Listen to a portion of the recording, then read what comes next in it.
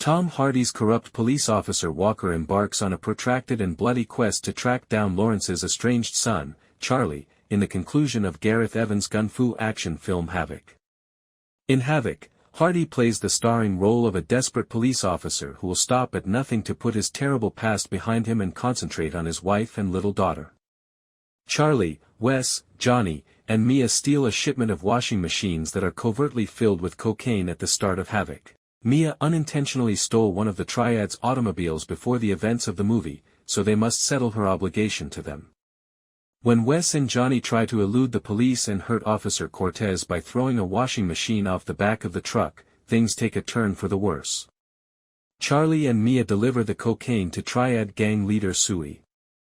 After Ching, a traitor in the Triads, tells Vincent that Charlie and Mia are present, Vincent, wanting retribution, shoots up Tsui's trap house. Walker looks into Tsui's murder after striking a deal with Lawrence to locate Charlie. As Tsui's mother, Clarice Fong, approaches, Vincent is aware that Charlie and Mia were seen at the crime site. Ellie, who still has a lot of respect for Walker and knows that he was, for the most part, on the right side of justice, is surprised when he tells her that she should arrest him after he kills Vincent in the last moments of Havoc.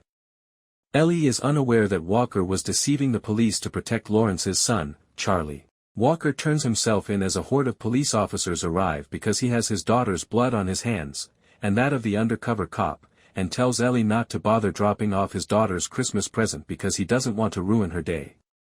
Early on in Havoc, the details of the incident involving the dead undercover cop are revealed, with Walker seriously injuring an undercover cop, leaving Vincent to complete the job.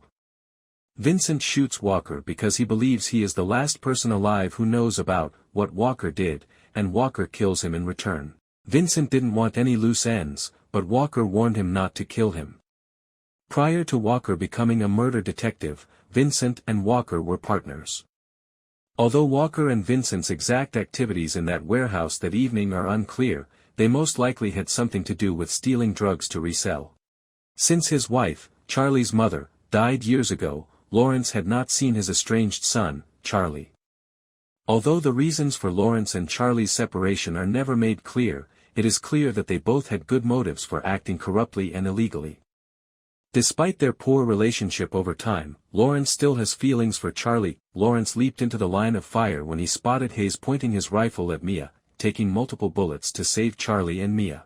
Unaware that Vincent, Jake, and Hayes were responsible for her son's death, Clarice attempted to coerce Lawrence into shooting Mia in order to make up for it. When Tsui, Clarice's daughter, was selected as the new gang boss instead of Ching, Ching was betrayed by the Triads. Since Ching is older and more seasoned than Tsui, he believed he ought to have been the heir apparent. Clarice ignored his attempts to tell her that Tsui was not yet ready to command the gang.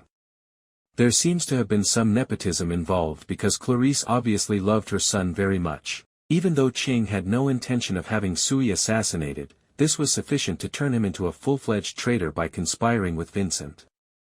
Jake, Hayes, and Vincent killed almost everyone inside Tsui's trap house while wearing hockey masks. Ching stated that he did not want to have Tsui killed, merely to inform Vincent that Charlie and Mia were present. Considering that Vincent urged him to leave before the weapons fired, that seems improbable. But when the three police officers discovered that Charlie and Mia were two of the individuals who had stolen the truckload of cocaine-loaded washing machines, they started to really target them. Once the gun started blazing, it became life or death for everyone.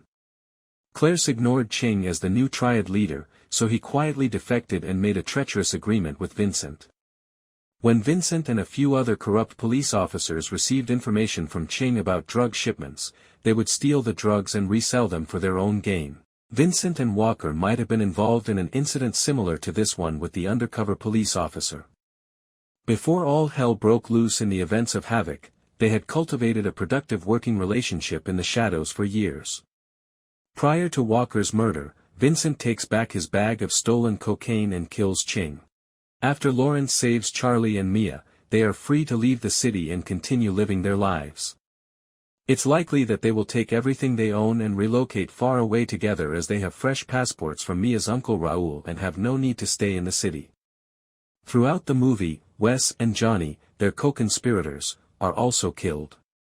With just about everyone involved in the primary plot of Havoc left dead by the film's end, Charlie and Mia can start fresh somewhere else. Unless Walker tries to make a deal with the police to assist them find them, which would go against his first agreement with Lawrence, that is.